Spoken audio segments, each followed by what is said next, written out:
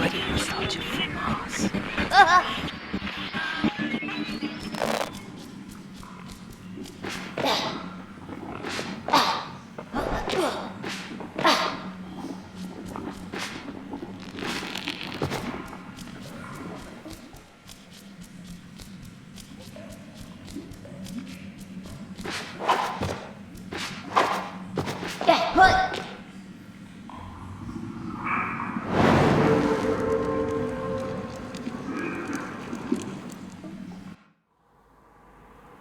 The days were hot. Fish died in the lake, plants yellowed, birds stopped singing. There was thunder, but no rain. You call this period the Great Ecological Catastrophe. I heard my mother's heartbeat as she carried me to Alphaville. People chased us. I remember her driving and bison running by. Then we reached the flooded city with refugees in rubber boats. Suddenly, I couldn't find Mama. I was scared and alone. I'll never know whether she died or abandoned me. I only remember the rockets leaving for Mars. That night, the fighting started. I ran deep into the forest. A she-wolf found me and raised me with her cubs. People who didn't make it into the rockets were dying in combat and from the mutating environment. But we, the orphans and animals, didn't fight. Instead, together we adapted to nature that grew out of the rubble. Many moons passed, and then one day, some humans returned. They called themselves Martians. They flew around dressed in yellow. They went hunting and played golf. I would steal their golf balls for fun.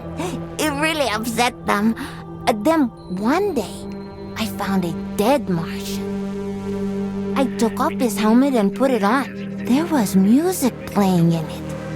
After years of only speaking wolf, I listened to the Martian radio and learned human language again. After the group left, one full moon later, I was chasing a tasty bug when another spaceship with new Martians arrived. It soon became clear they were trouble.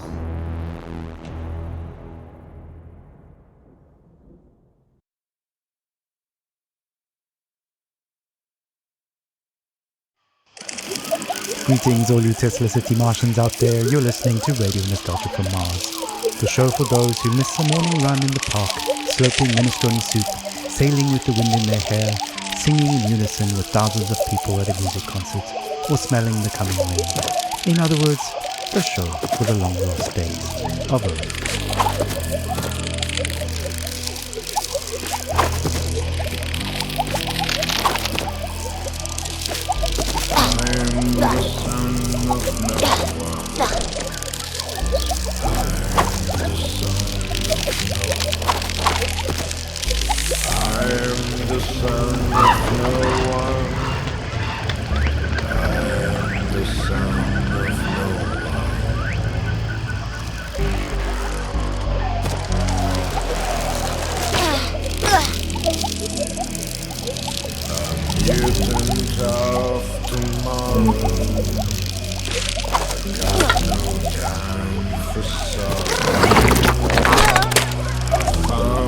Becoming a stag, antlers with no yellow tag.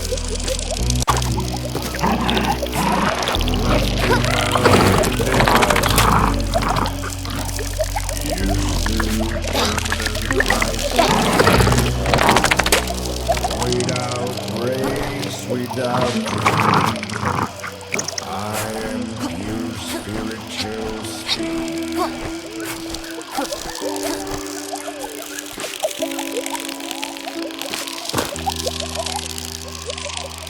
I'm the son of no one.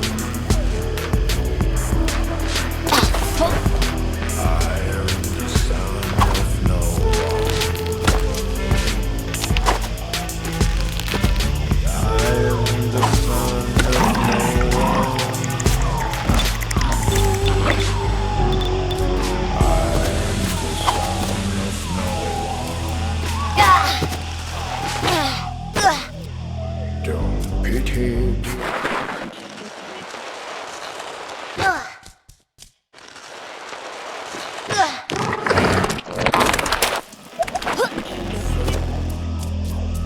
I'm a bundle of endorphin.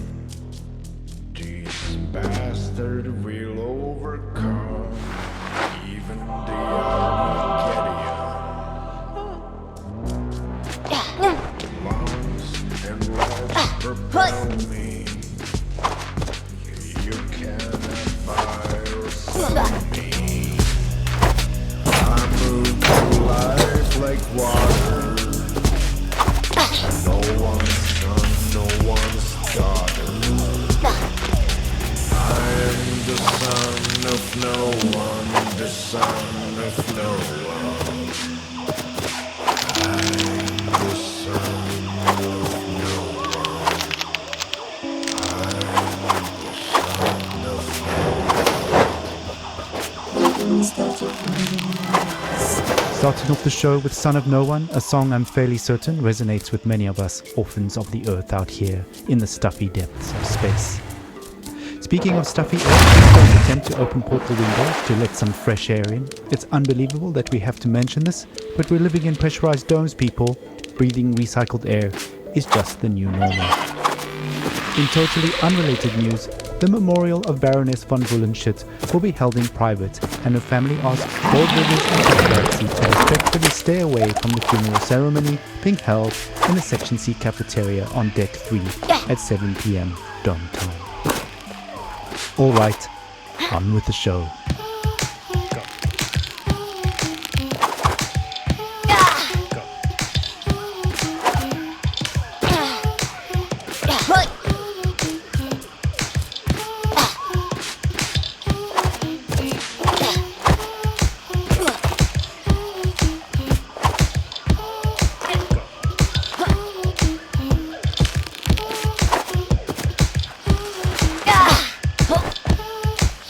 We can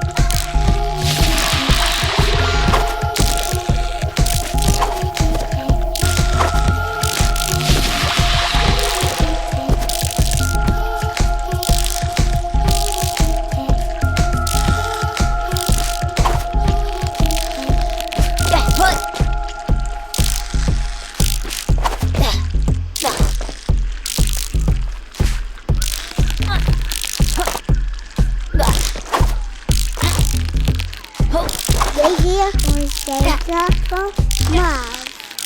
Ah, a little toddler pop there, taking us back to the days of late-stage capitalism at its finest. Child labor never sounded so sweet. On that note, it's time for another story, a look back at life on the open road, and a look forward to the long road ahead. Stories, memories, the good old days, original sources, authentic tales, hope, inspiration, drama, radio nostalgia from Mars. Crying while riding a Harley Davidson is the actual meaning of life. I'm serious. I tried to recreate that feeling here on Mars.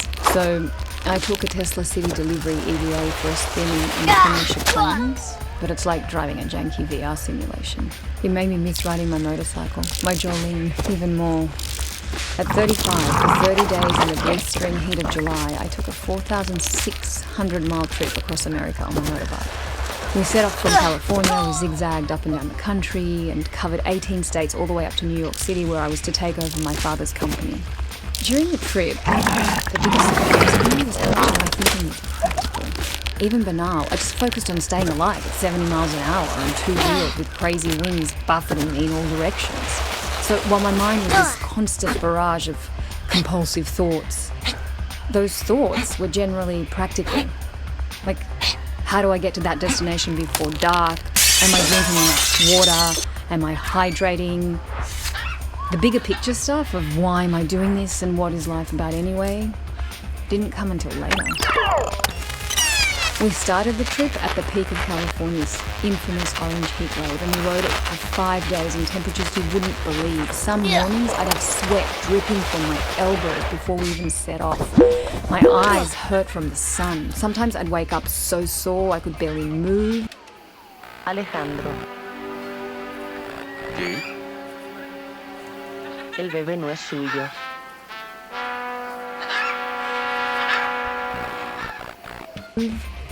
My inner thighs had engine burn, and even though those closest to me actually didn't think I'd make it, I learned that I could physically overcome much more than I thought.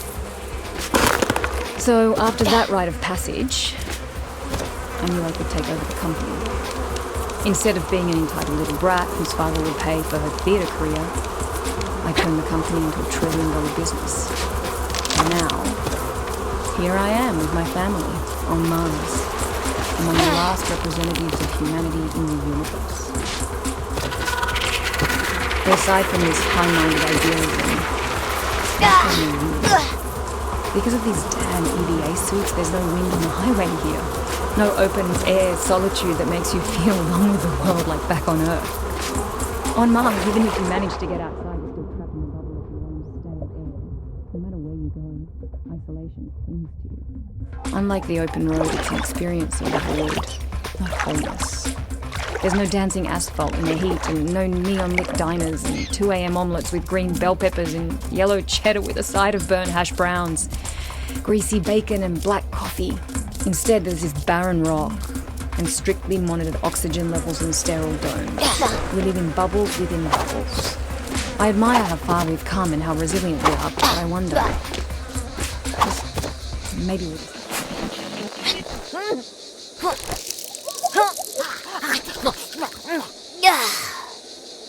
Whoa.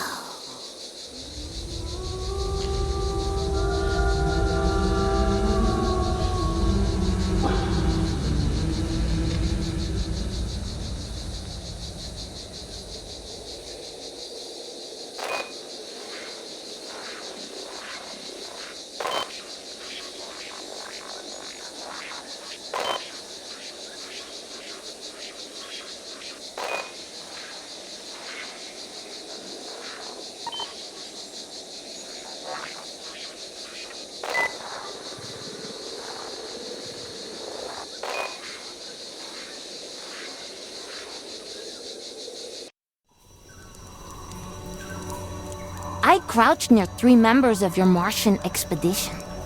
The rest of your group were out in the field. I hoped to make friends, but when you saw me, you froze, stopped picking plants and whispered among yourselves. You seemed very scared and confused, amazed that I could breathe without a suit. You rushed towards me, so I ran. You really thought you could hunt me down?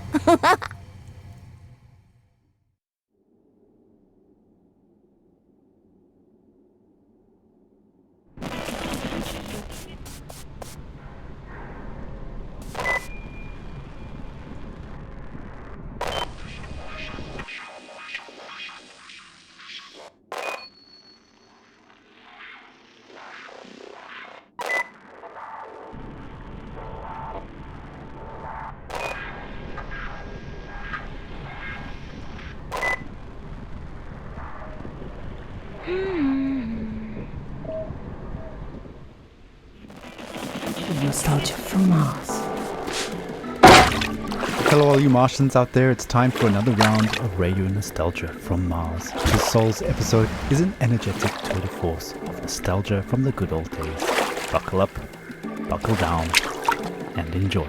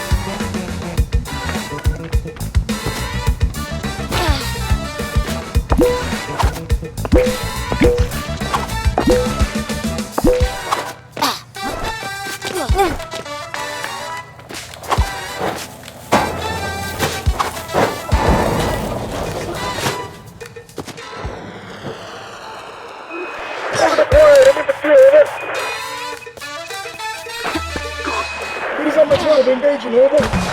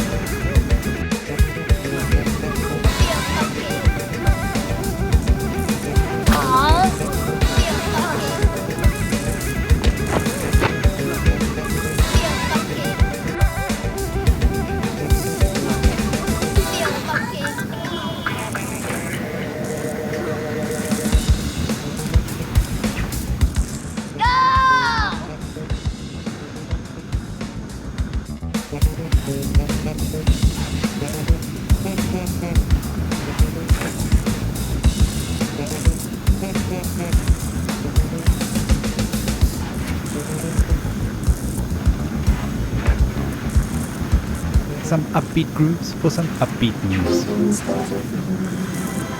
As you may well know, the board of directors have founded a club for going on exploratory return visits to Earth. A primary expedition launched several years ago, and Tesla City authorities are proud to announce that the secondary expedition, a select